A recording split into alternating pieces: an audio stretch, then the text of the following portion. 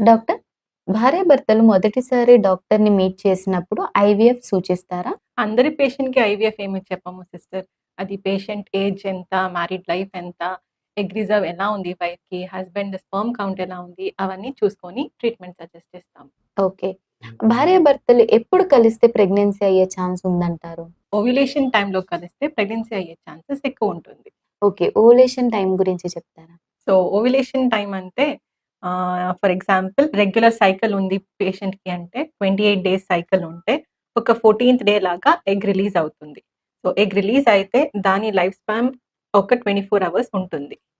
So, 3 days before ovulation అంటే 11థ్ day నుంచి 2 days after ovulation అంటే 16థ్ డే వరకు ఆల్టర్‌నేట్ డేస్ కాంటాక్ట్‌లో ఉంటే ప్రెగ్నెన్సీ అయ్యే ఛాన్సెస్ ఎక్కువుంటుంది. ఓకే. ప్రెగ్నెన్సీ అవ్వటానికి ఐవీఎఫ్ కాకుండా వేరే చికిత్సలున్నాయా? ఆ!